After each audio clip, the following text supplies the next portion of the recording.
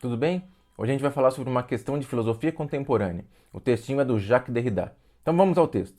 A humanidade do homem, ainda é um conceito completamente novo para o filósofo que não cochila em pé.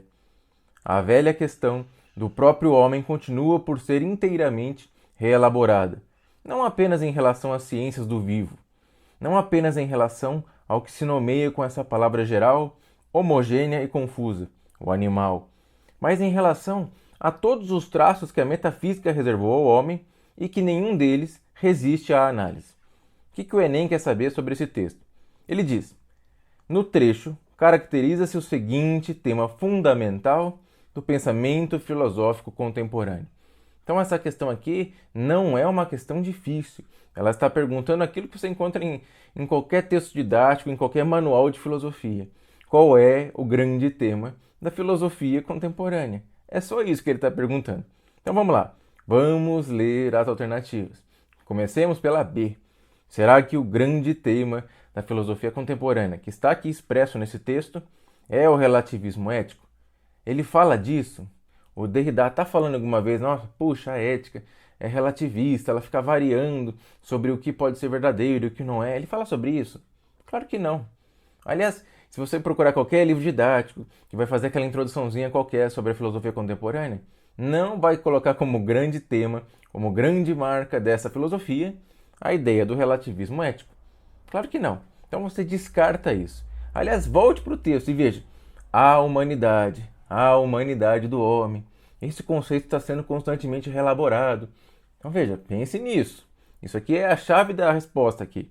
Será então que é a virada linguística? Veja, essa aqui talvez até te dê uma enganada.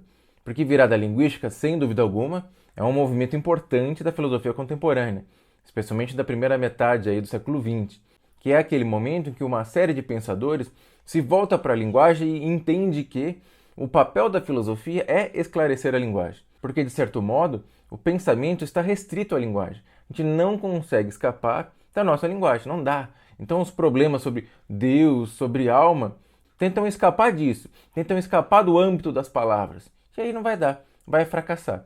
Então, esse movimento é importante? Sim, é importante. É contemporâneo? Sim, é contemporâneo.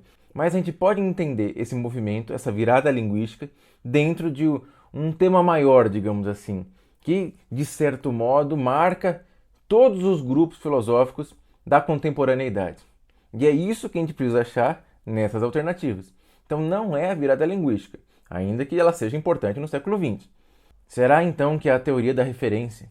Você já viu algum texto, já viu alguma videoaula, já viu algum lugar falar, filosofia contemporânea realmente é marcada pela teoria da referência?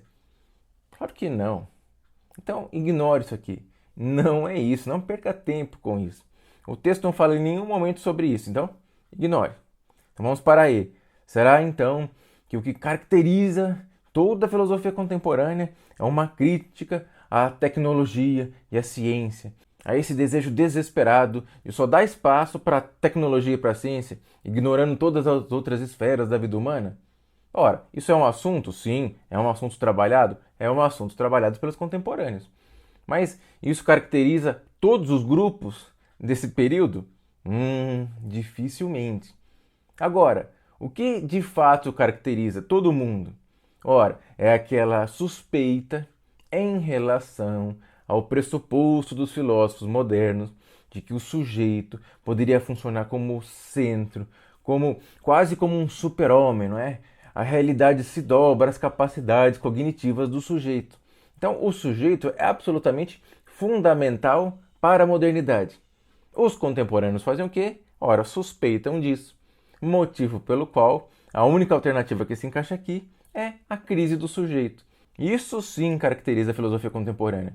Ora, a virada linguística se encaixa dentro desse tema, crise do sujeito. Por quê?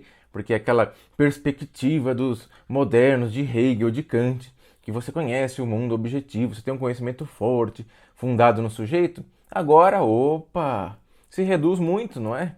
O filósofo, por um Wittgenstein, por exemplo, o que ele faz? Ora, ele investiga os jogos de linguagem. É isso que ele faz. Ele conhece Deus, ele conhece tudo. Ele conhece o espírito absoluto, por exemplo, como Hegel fala. Não, não, é muito menos. Uma função muito mais humilde, digamos assim. Então, isso se encaixa dentro dessa perspectiva de suspeita em relação ao sujeito.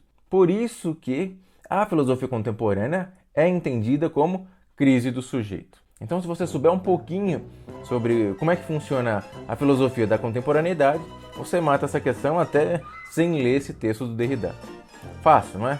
Então, semana que vem, uma nova questão do Enem. Até lá!